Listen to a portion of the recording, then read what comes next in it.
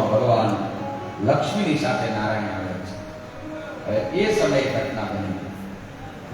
કોઈ માણસ ગુજરી ગયેલો, એને નનામીમાં બાંધી અને લોકો શમશાન તરફ લઈ અને નીકળ્યા છે. કેટલા સગા સંબંધીઓ અને નનામી લઈ અને નીકળ્યા. લક્ષ્મીએ કહ્યું કે પ્રભુ કોણ મોટું છે જોવું છે. એટલે નારાયણે કહ્યું કે દેવી કરો તમારો પ્રયોગ શરૂ, કોણ મોટું છે તમે મને બતાવો. એટલે લક્ષ્મી આકાશમાંથી 500 રૂપિયાની 200 રૂપિયાની 100 ના બંડલના નોટોનો વરસાદ શરૂ કર્યો. અચાનક નોટોનો વરસાદ જોઈ અને બધા સગા સંબંધી નોટોને વીણવા માંડ્યા. નનામી જે લઈ જતા હતા એમણે જોયું કે આકાશમાંથી 500 રૂપિયાની 200 ની 100 ની નોટોનો વરસાદ થાય છે. એટલે એમણે નનામીને બાજુમાં મૂકી દીધી. ત્યારે માણસો પછી પહેલા લક્ષ્મી લેવાય, બધાએ લક્ષ્મી પડી. લક્ષ્મીએ ત્રાસી નજરે ભગવાનની સામે જોયું અને કહ્યું કે જોયું પ્રભુ કોણ મોટો. ભગવાને કહ્યું હું મોટો છું. અરે પ્રભુ આખું જગત મારી પાછળ નનામી મેં જે માણસ મરી ગયું છે એને બાળવા માટે જાય, એને પડતું મૂકીને મારી પાછળ દોડે છે. પ્રભુ મોટો તો હું છું. દેવી ભલે તમે કહો છો કે મોટા તમે છો, પણ ના, મોટો હું છું. બોલે કઈ રીતે? બોલે બધા લક્ષ્મીની પાછળ ભાગ્યા, પણ નનામીમાં જે પેલું સૂતું છે એ ભાગ્યું. બોલે ના. કેમ? બોલે એમાં તમે નથી. બસ દેવી જેનામાં હું નથી ને એની આ જગતમાં કોઈ કિંમત નથી. અને એટલે દેવી હું મોટો છું. અને એટલે કબીર કહે ને કબીરા મન નિર્મલ ભયા જૈસે ગંગાની પીછે પીછે હરી ફિરે ને ભગવાન ભક્તને આધીન છે. ભગવાન પણ ક્યાં સ્વતંત્ર છે? માણસ શું અભિમાન કરે મારે કોઈની પડી નથી, મારે કોઈની જરૂર નથી, આવું કહેવાય જ નહીં. દરેકને દરેકની જરૂર છે. કોઈને કોઈના વિના ચાલતું નથી. બધું પૈસાથી ચાલે એવું નથી. ક્યારેક ક્યારેક કોઈની જરૂર પડે છે. માનવ કહે કે મેં બડા તો इस धरती पर क्यों खड़ा, अरे धरती कहे कि मैं बड़ी तो शेष नाग के ऊपर क्यों पड़े. मानव एम કહે કે હું મોટો, તો કોઈએ કહ્યું તું ક્યાં નથી મોટો, તું તો ધરતી ઉપર જન્મ્યો છે એટલે ધરતી મોટી. ધરતી કહે હું મોટી, તો કોઈ કવિએ કહ્યું કે ના ના તું શેષ નારાયણની સૈયા ઉપર છે એટલે શેષ નારાયણ.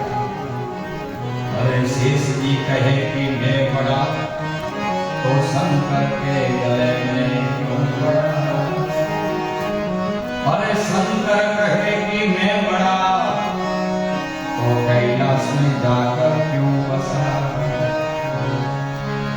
शेष नारायण कह્યું કે હું મોટો, કોઈએ કહ્યું કે ના ના તું તો ભગવાન શંકરના ગળામાં છે એટલે ભગવાન શંકર મોટા.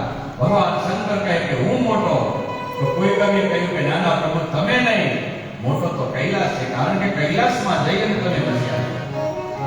અરે કૈલાસ કહે કે મેં બડા તો રાવણ કે ડર से क्यों घबरा. अरे रावण कहे कि मैं बड़ा तो बाली की बगल में जाकर क्यों पड़ा. 6 મહિના બાલીએ પોતાની આમ બગલમાં વાલીને દબાવી અને 6 મહિના રાખ્યો હતો.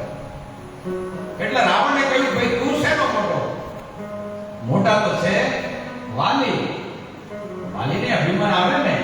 અરે વાલી કહે કે મેં બડા તો રામ જી કે ચરણ में जाकर पड़ा. भगवान राम मोटा. अरे राम जी कहे कि मैं बड़ा तो ये मेरे नाम रखो तो सब भक्तों के हृदय में जाकर क्यों बसा. એટલા માટે ભક્તો મોટા છે. અને એટલે તો ગીતામાં ભગવાન કહે ને હમ ભક્ત પરાધી સ્વતંત્ર એવં સાધુ વેદસ્ય ભક્તિ જના પ્રિય. એમ કહે કે મારા ભક્તો મોટા છે. અને એ ભક્તો પરમાત્માની કથા સાંભળવા માટે બેઠા છે. આ કથાનો કેટલો પ્રતાપ છે એક દ્રષ્ટાંત આપે છે. તુંગભદ્રા તટે પૂર્વમ અભૂતપતપૂર્વમ યત્ર વર્ણાશ્વ ધર્મેણ સત્ય સત્ય કર્મ. બહુ સરસ મજાની કથા. તુંગભદ્રા નદી કિનારે સરસ મજાનું નગર. ચારે વર્ણના લોકો પોતાના વર્ણાશ્રમ પ્રમાણે રહે છે. એમાં એક આત્મદેવ નામનો બ્રાહ્મણ રહે છે. આમ તો ઇતિહાસમાં છે તુંગભદ્રા આમ તો કિષ્કિંધામાં છે, પણ બીજા અર્થમાં જો કહીએ તો તુંગ એટલે શ્રેષ્ઠ અને ભદ્રા એટલે કન્યા. જેનાથી આ દેહરૂપી નગરીથી માણસ ધારે તો સ્વર્ગમાં જઈ શકે ને ધારે તો નરકમાં જઈ શકે એવું આ ઉત્તમ નગર છે. આ નગરની અંદર આત્મદેવ બ્રાહ્મણ રહે છે. યારે આત્મા રહે છે. બળે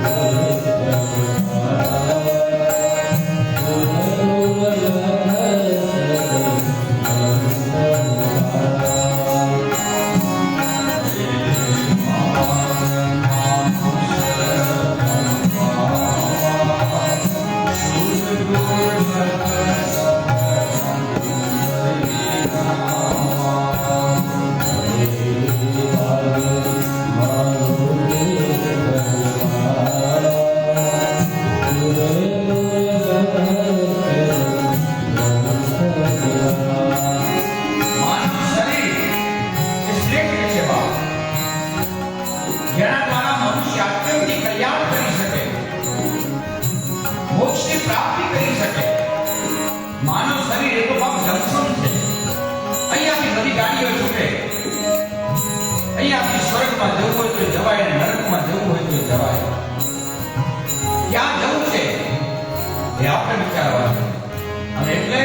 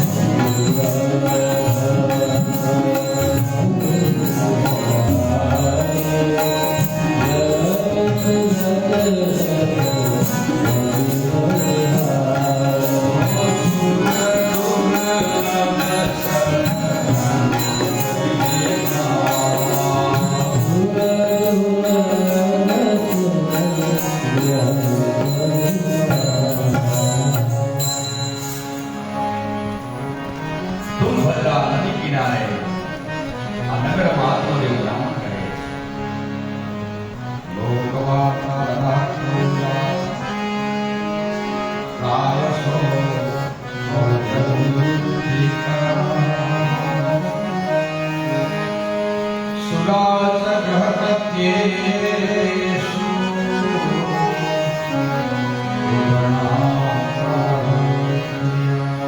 આ આત્મદેવ બ્રાહ્મણને ધુંધુલી નામની પત્ની છે. ધુંધુલી એટલે બુદ્ધિ. બહુ સુંદર સ્ત્રી હતી. શુક્લોદ્ભવા હતી. પણ એક તકલીફ હતી, ભગવાનના નામ એને બહુ નિંદ્રા હતી.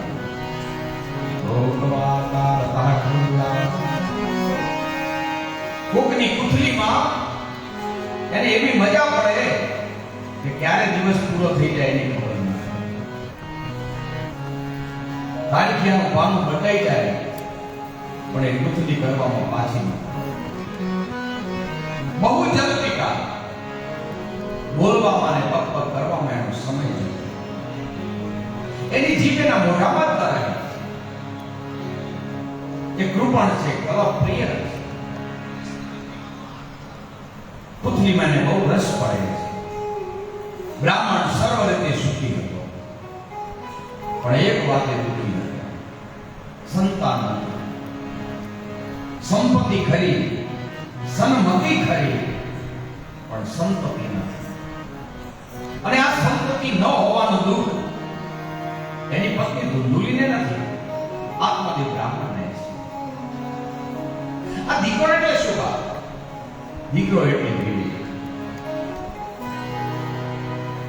વિવેક રૂપી પુત્ર જ્યાં સુધી નથી ત્યાં સુધી આત્મદેવ દુઃખી છે. વિવેક વિના મુક્તિ નહીં. વિવેક એટલે જ્ઞાન છે. આ વિવેક રૂપી પુત્ર મળે ત્યારે, બુદ્ધિ સત્સંગમાં લાગે ત્યારે. પણ આને તો સત્સંગમાં રસ નથી. અને જ્યાં સુધી આ ધુંધુલી ભગવાનનું ભજન ન કરે ત્યાં સુધી વિવેકરૂપી પુત્રને જણે કઈ રીતે? કારણ કે બુદ્ધિને સત્સંગમાં રસ નથી. એને તો બહુ નિંદર આવે છે. અને ઘણી વખત આપણે આ મનુષ્ય જન્મરૂપી હંસલા બધા આપણે આવ્યા, પણ નિંદ્રમાં અને ભોગમાં આપણે આ સમય પૂરો કરી નાખીએ છીએ. હંસલો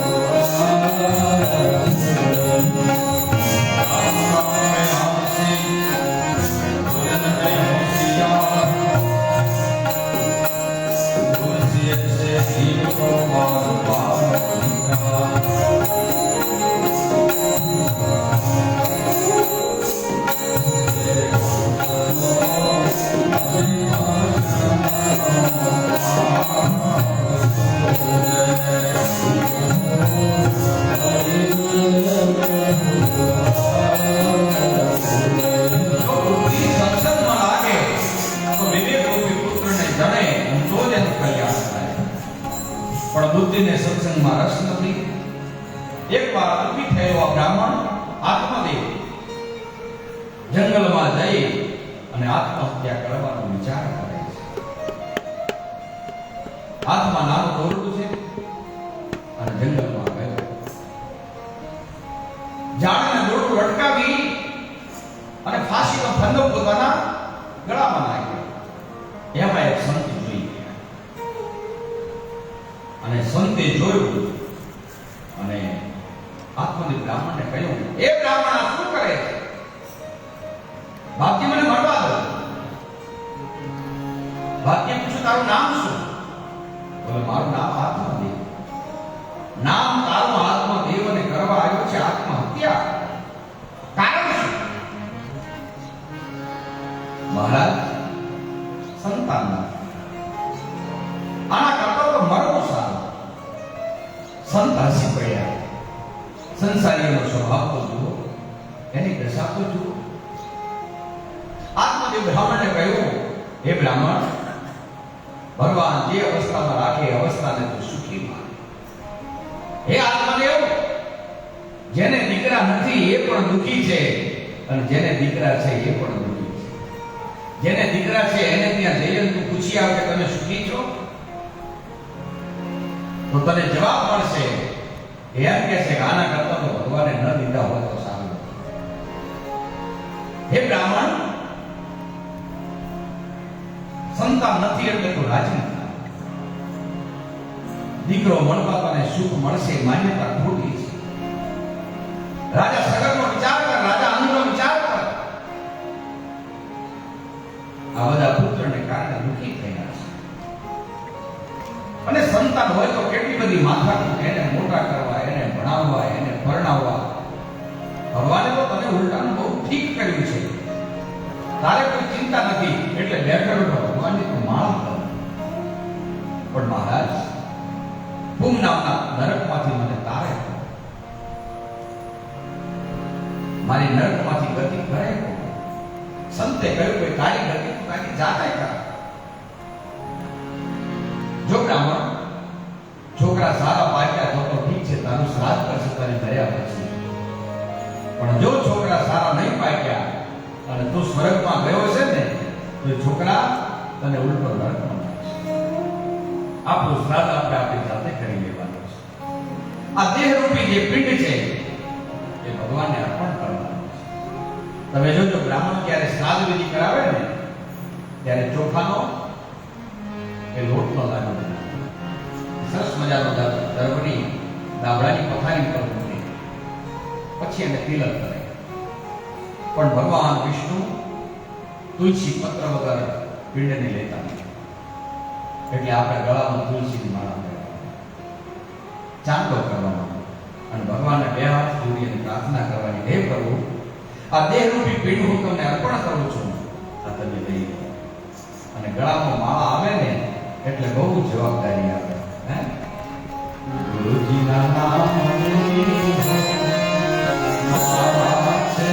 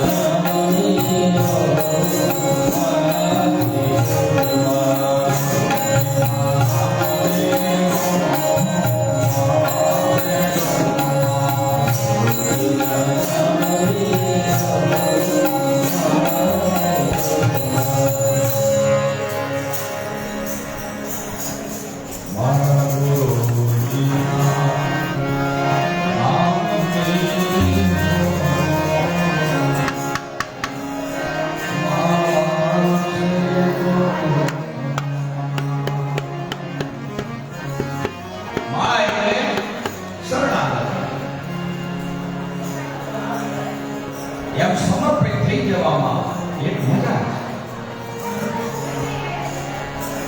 અમિલક પરાયું છે, પ્રભુને જીવન અર્પણ કરી દીધું એટલા માટે આ મિલકત બધી અરે મૃત્યુ આવે તો કહી શકું કે આ મિલકત બધી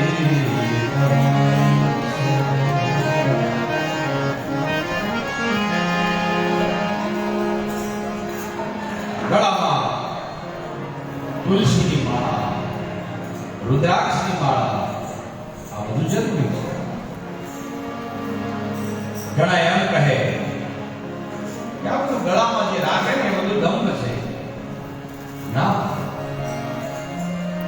સૌભાગ્યવતી બહેનો માથામાં જે સિંદૂરનો સેંથો પૂરે એને શું તમે દમ કહેશો? એમ ગળામાં તુલસીની માળા, રુદ્રાક્ષની માળા જરૂરી છે. તમે જોજો મોટા મહાનગરોમાં મુંબઈ, વડોદરા, બેંગ્લોર આ મહાનગરોમાં લોકો કૂતરા પાળે છે.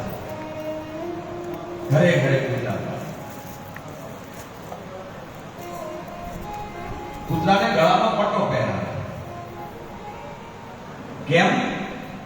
કે કોઈક દિવસ આપણે કૂતરો ઘરની બહાર નીકળે અને મ્યુનિસિપાલિટી વાળા ત્યાં ફરતા હોય એ જોવે અને ગળામાં પટ્ટો હોય એટલે સમજી જાય કે કોઈ ઘણિયાતો છે. પણ પટ્ટા વગરના જેટલા કૂતરા બજારમાં શેરીઓમાં ફરતા હોય એને મ્યુનિસિપાલિટી વાળા પકડી જાય.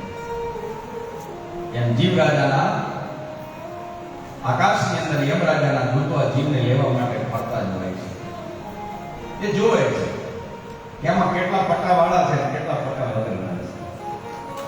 જેટલા પટ્ટા વગરના જોવે ને એટલાને ઝડપે લેવું છે. અને એટલે બા ગળામાં તુલસીની માળા હોય, રુદ્રાક્ષની માળા હોય એટલે જમરાજના દૂતો સમજે કે આ કોકનો કયો છે, આ ગુરુનો છે, આ ભગવાનનો છે, એટલે આપણે એને લેવાય. એમ સમર્પિત થવું જરૂરી છે. માળા એ દંભ નથી.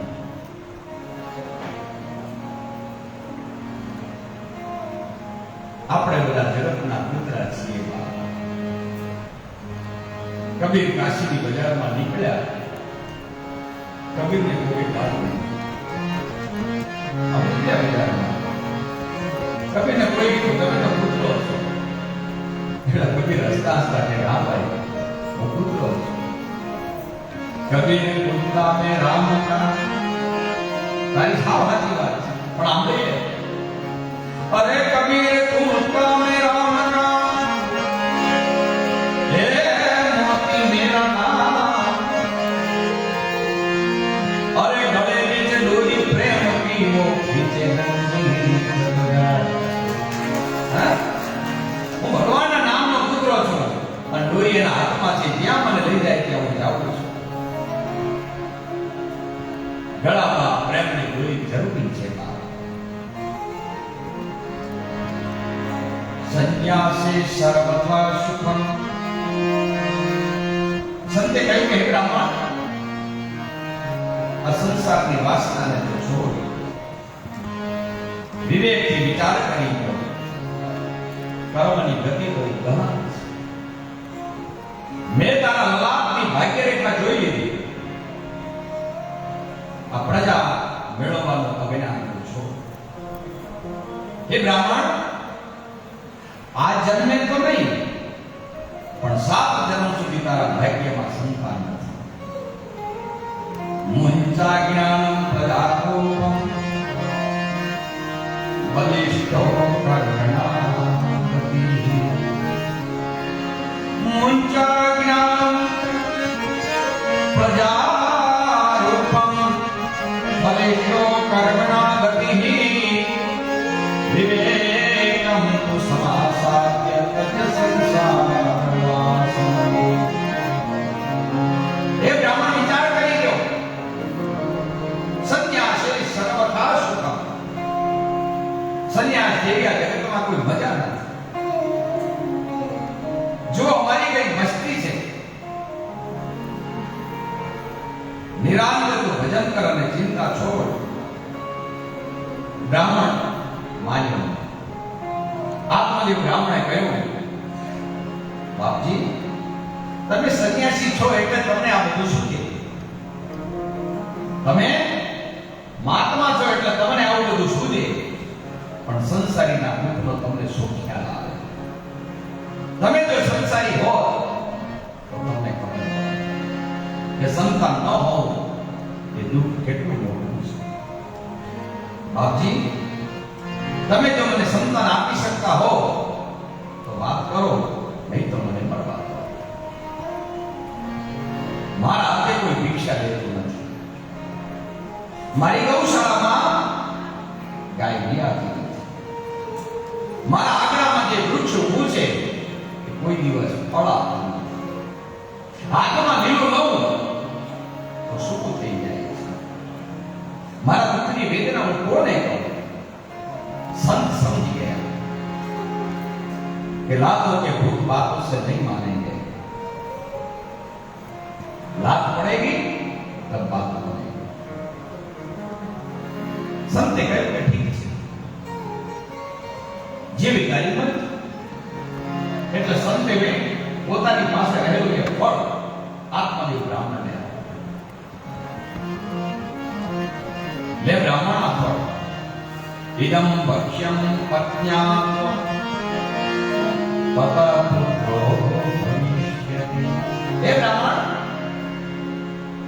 આજે ફળ હું તને આપું છું, એ ફળ તારી પત્નીને તું ખવડાવે છે. જ્યાં તારા ઉપર ભગવાનની કૃપા થશે, ભગવાન તને દીકરો આપશે. બ્રાહ્મણ રાજી રાજી થઈ ગયો. ફળ લઈને ઘરે આવ્યો. પોતાની પત્ની ધુંધુલીના હાથમાં એ ફળ આપ્યું. પત્નીના હાથમાં ફળ મૂકી અને બ્રાહ્મણ જતો રહ્યો. સંતે એમ કહ્યું હતું કે હે બ્રાહ્મણ, આ ફળ તારી પત્નીને તું ખવડાવજે. પણ બ્રાહ્મણે બહુ ભૂલ કરી. આપણે બધા આવું જ કહીએ છીએ. શાસ્ત્રો, સત્સંગ આ બધું સાંભળી અને મહાત્માઓ એમ કહે કે જીવ, આ સત્સંગ તારી બુદ્ધિને તું ખવડાવજે. પણ આપણે આપણી બુદ્ધિને ખવડાવતા નથી, હાથમાં મૂકી અને જતા રહીએ છીએ. પત્ન્યાપાણો ફલવત્વા સ્વયં યાયંતોચિતઃ. સંતે કહ્યું હતું કે આ પ્રસાદ તારી પત્નીને તું ખવડાવજે. પણ ખવડાયું નહીં અને ધુંધુલીના હાથમાં આપ્યું. ધુંધુલી એ ફળને હાથમાં લઈ અને તરક વિતરક કરવા લાગી. અને બુદ્ધિ તો તમને બધાને ખબર છે. બુદ્ધિ શું કરે? તર્ક અને વિતર્ક. આમ છે, આ તેમ છે, આમ ન હોય, આમ હોય. એટલે બુદ્ધિ તર્ક વિતર્ક કરવા લાગી. વિચાર કર્યો કે આ ફળ ખાવું અને હું ગર્ભવતી થાઉં તો ફાયદો કે ગેરફાયદો. વિચાર કર્યો,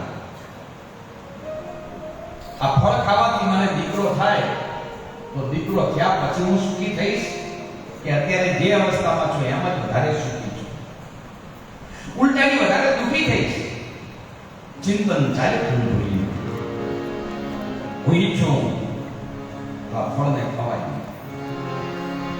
હાથમાં લઈ અને બેઠી છે, વિચાર કરે છે.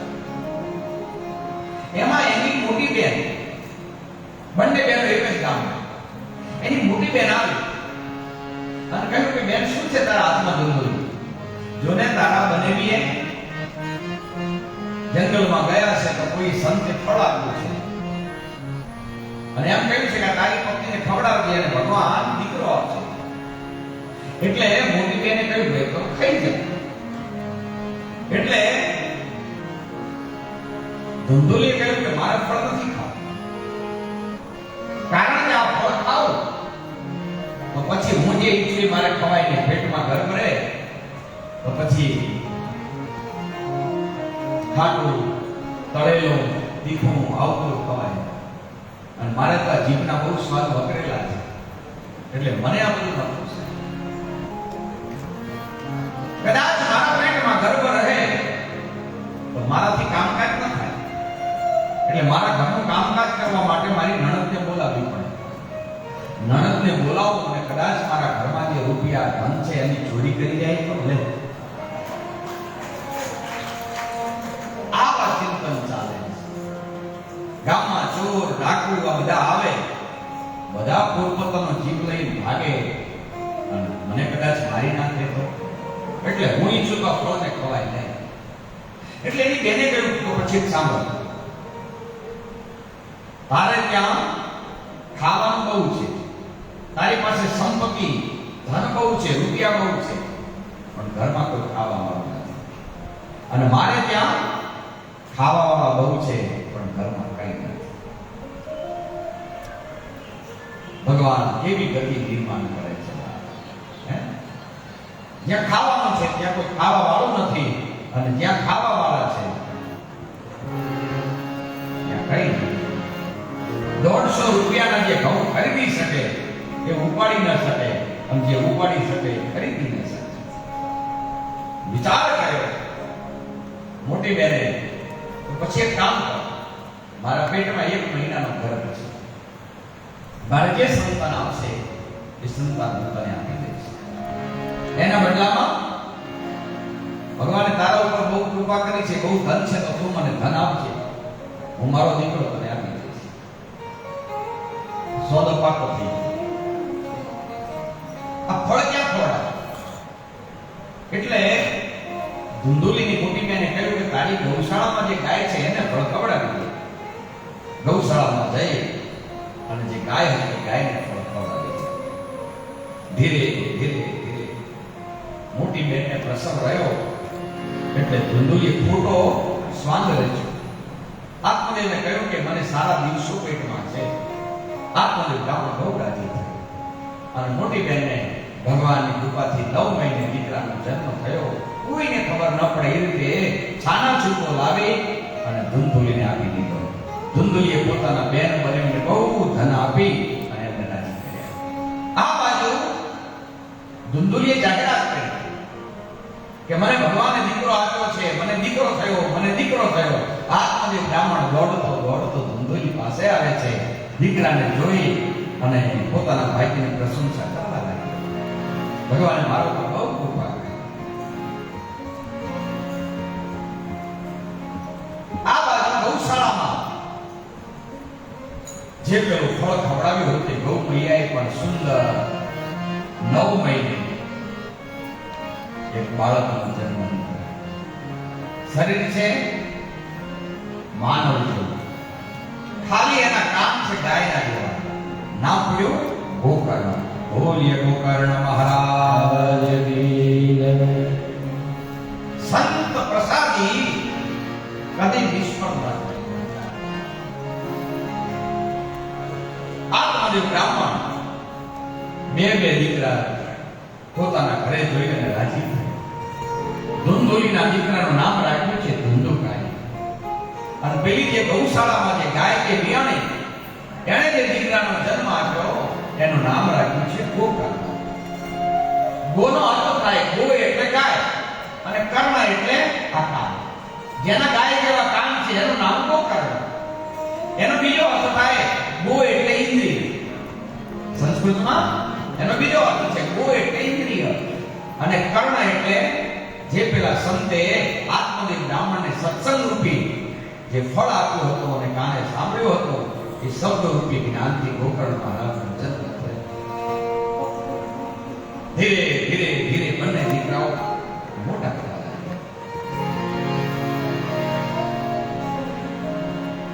બંધન બંધન ઝંખે છે મમ મન અને આત્મ ઝંખે છે છુટકાર. આપણા મનને એમ છે કે હજી ઘરમાં રહીએ તો બહુ સારું, છોકરા મોટા થાય એને પરણાવી પછી આપણે હરિભજન કરશું. પણ અંદર બેઠેલો આત્મા શું કહે છે? નહીં, હવે તો 50 વર્ષનો થયો, હવે તો સત્સંગમાં જા. અરે બંધન બંધન ઝંખે છે મમ મન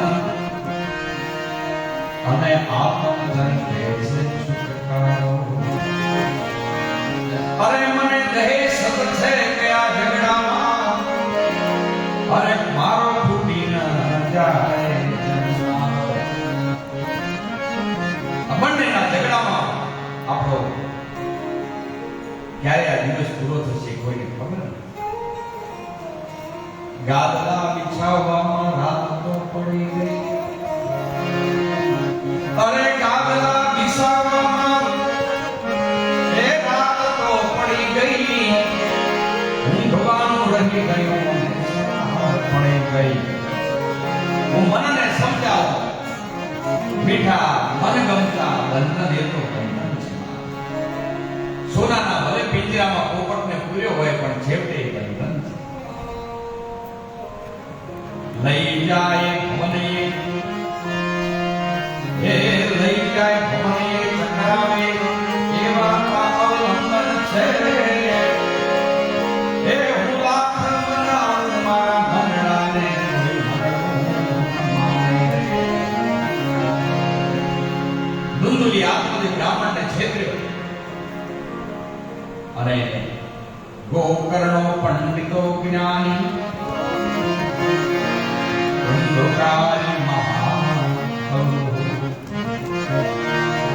ગોકર્ણ જ્ઞાની છે, પંડિત છે અને ધંધુકારી મહાન દુષ્ટ મિત્રો થયો છે. એક જ્ઞાનથી જેનો જન્મ થયો એનું નામ છે ધંધુકારી, એક જેનો ભોગથી જન્મ થયો એનું નામ છે ધંધુકારી.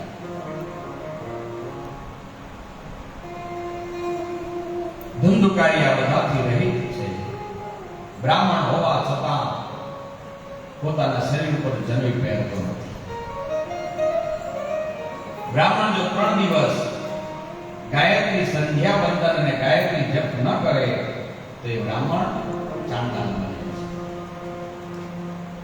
સંધ્યા કર્યા સિવાય બ્રાહ્મણ ભગવાન મહાદેવને રુદ્રાભિષેક કરે તો ભગવાન શિવનો સ્વીકાર કરતા.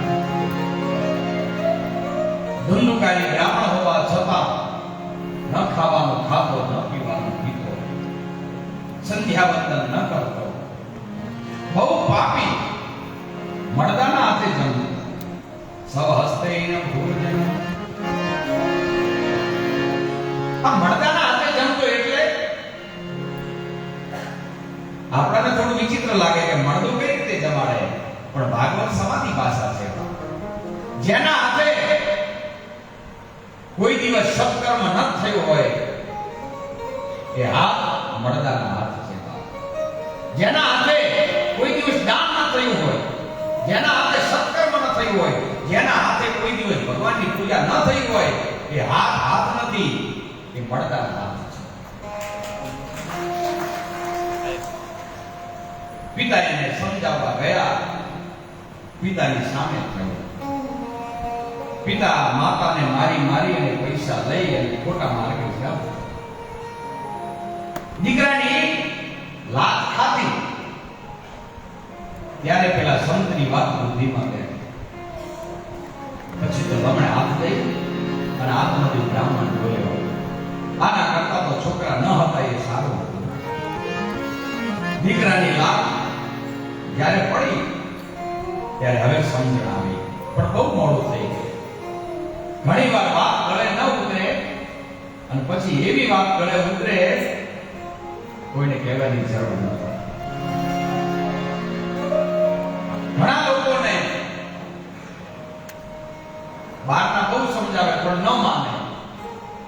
પછી એને ઘરના સમજાવી દેતો.